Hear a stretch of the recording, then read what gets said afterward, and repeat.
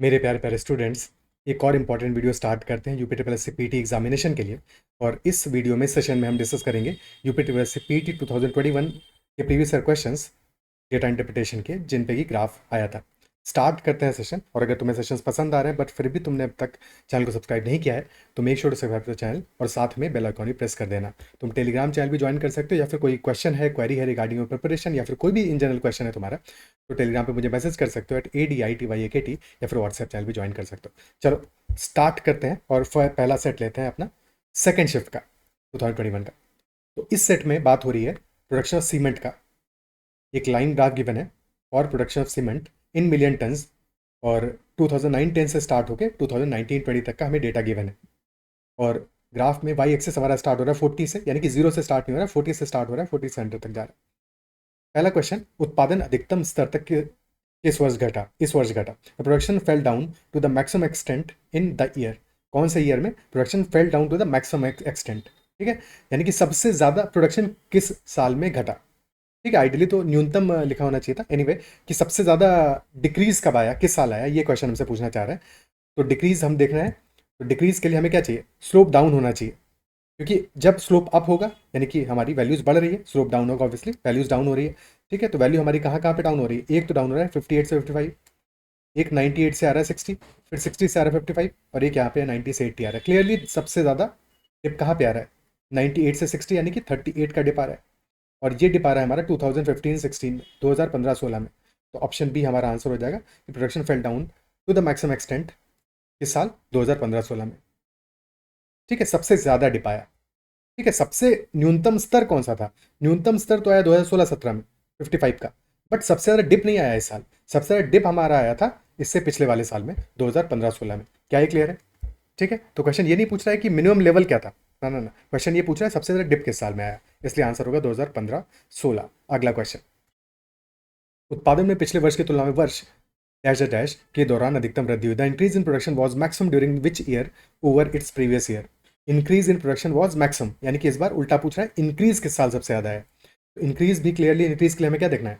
Upward slope चाहिए। तो increase यहाँ भी आ रहा है, यहाँ भी आ रहा है।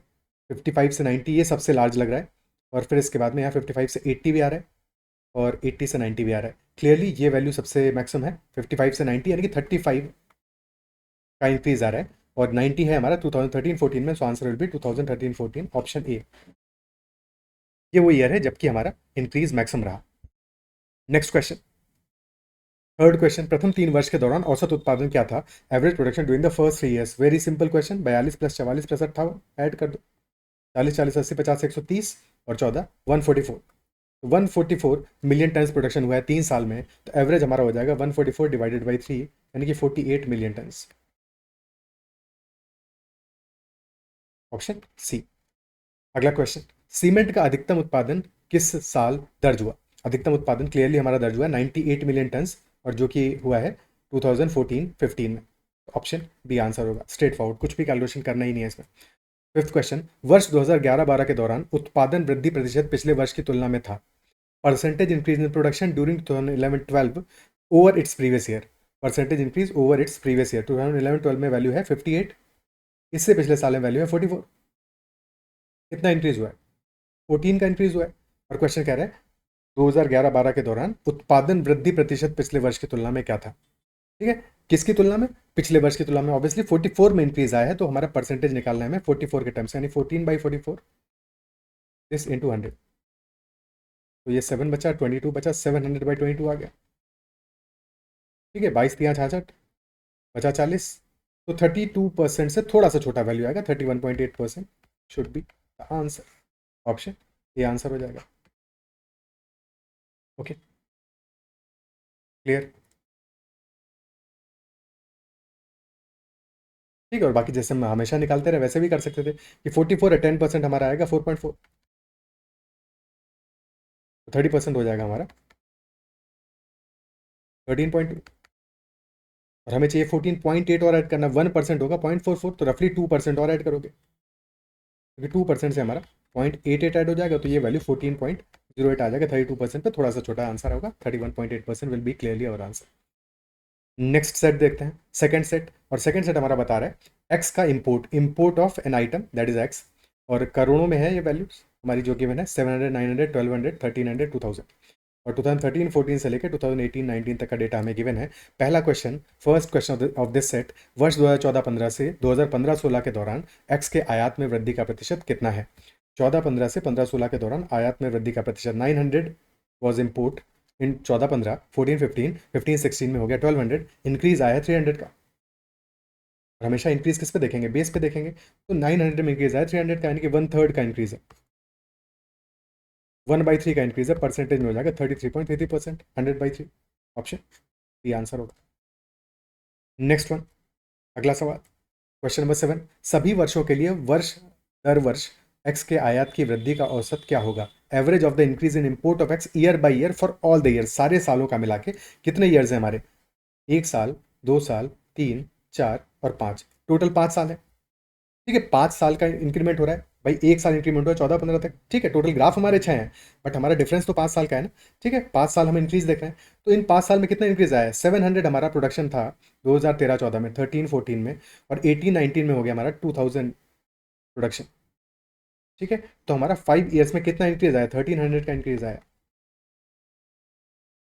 ठीक है, 5 ईयर्स से 1300 का इंक्रीज आया, तो एवरेज इंक्रीज क्या होगा? 1300 डिवाइडेड बाई 5, यानी कि 260 क्रोर्स। ऑप्शन ए आंसर होगा।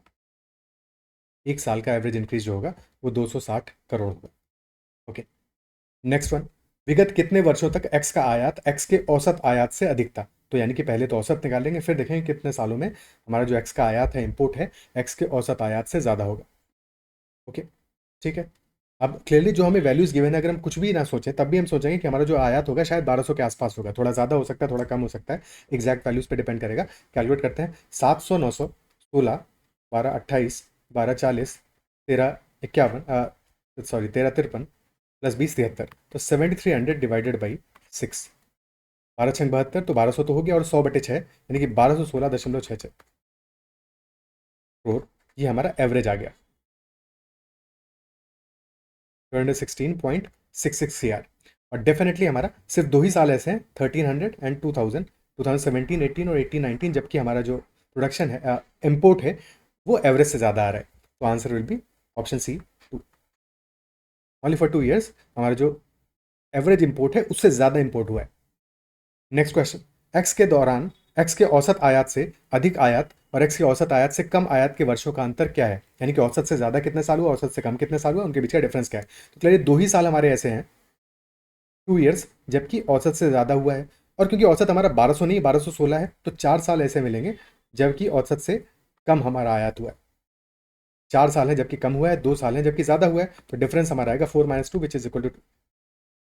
ठीक है, जस्ट इन केस अगर हमारा 1200 एवरेज होता तो 2 साल ऐसे मिलते जहाँ पे कि हमारा एवरेज से ज़्यादा हुआ है, 2 साल ऐसे मिलते जहाँ एवरेज से कम होता है, और 2 साल ऐसे मिलते जहाँ पे कि एग्जैक्टली एवरेज के बराबर इंपोर्ट हुआ है।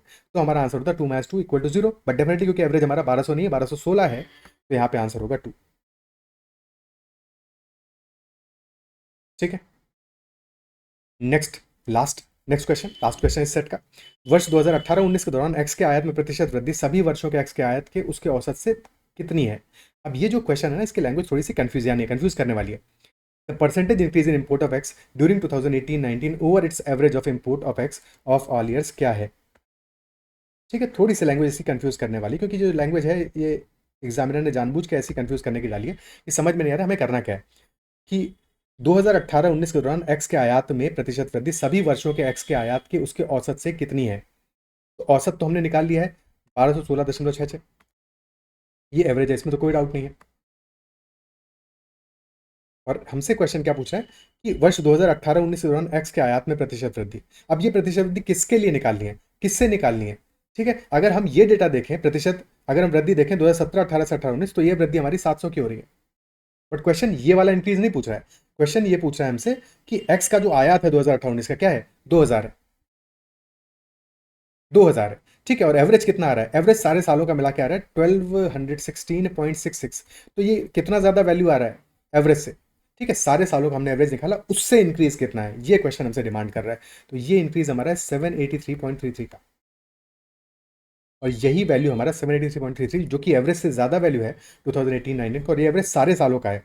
ठीक है, तो उससे जो ज्यादा वैल्यू है कितना परसेंट होगा, ये हमारा क्वेश्चन है। 783.33 डिवाइडेड बाई 1216.66 कितना परसेंट आएगा? ठीक है, तो ऑप्शन ए तो 50% है, ऑब्वियसली आंसर नहीं होगा। 50% तो 600 पॉइंट समथिंग आएगा। 70% क्या आंसर होगा? 12 सत्ते 84, 8400 समथिंग, 840 समथिंग आएगा। तो ये भी आंसर नहीं होगा, यानी कि आंसर या तो ऑप्शन बी है या फिर ऑप्शन डी है। बी और डी में से कोई एक हमारा आंसर ऑप्शन होगा। 60% निकाल लेते हैं। ठीक है, 60% निकाल लेते हैं। तो 60% हमारा कितना वैल्यू आने वाला है? 1216.66 है। ठीक है, क्योंकि ये दोनों ऑप्शन हमारे क्लोज हैं तो अंदाजा नहीं ले सकते, क्योंकि अंदाजा लेके अगर हम 1216.66 को 1200 कर देंगे तो हमने 1% से ज़्यादा का डिक्रीज कर दिया, और यहाँ पे भी जो डिफरेंस देख रहे हो नंबर्स क्लोज हैं, तो हमें गलती होने का स्कोप है यहाँ पे। ठीक है, इसलिए यहाँ पे अप्रॉक्सीमेट ना करके हम 60% वैल्यू निकालेंगे और फिर देखेंगे कितना परसेंट रह जाने वाला है। 60% कितना आएगा? 1200 प्लस 16.66, इसको ऐसे ब्रेक कर लो। ठीक है, 1200 प्लस 16.66, और 16.66 को अगर 50/3 लिख लो तो और मज़ा आ जाएगा, क्योंकि क्वेश्चन तुम फिर इजीली तुम 60% यहाँ पे निकाल पाओगे। ठीक है, 1200 का 60% क्या होगा? 12 छंग 72, 720, और 16.66 का 60% यानी कि 3/5, 16.66 कितना है? 50/3 है। 50/3 का 3/5 करोगे, 3 से 3 कैंसिल हो जाएगा, 50/5 यानी कि ये 10 आ जाएगा। अदरवाइज 60% करने के लिए 15 का 60% निकाल लो। 15 का 60% कितना आएगा? 9 आएगा। 1.66 का 60%, 1696, यानी कि 0.97, 0.98, यानी कि 1 आ जाएगा। तो वैसे भी देखोगे तो 720 + 10 यानी कि 730 हमारा आ गया 60%। अब हमें करना है 783.33 बनाना है, यानी कि 53 और ऐड करना है, 53 और ऐड करना है। ठीक है, तो अगर हम 4% भी लेते 1216.66 का, तो 1% तो 12 है, तो 4% हमारा आ जाएगा 12 चौको 48, 48.65 या 66। ठीक है, तो कुछ ऐसी वैल्यू आ जाएगी, यानी कि 778 तक हम पहुंच गए। 5 फिर भी बचा है, यानी कि ऑलमोस्ट आधा % के आसपास की वैल्यू और बची है। तो ऑप्शन डी क्लियरली हमारा आंसर होगा, बी आंसर नहीं होगा, ऑप्शन डी हमारा आंसर हो जाएगा। क्या ये बात क्लियर है? क्या ये बात अप्रिशिएट कर पा रहे हो? ठीक है, कि हमारा आंसर इस केस में होगा option D and not option B. Okay, clear? ठीक है, क्या ये अप्रिशिएट कर पा रहे हो? और कैसे हमने कैलकुलेशन किया ये भी समझ पा रहे हो? हाँ, ठीक है।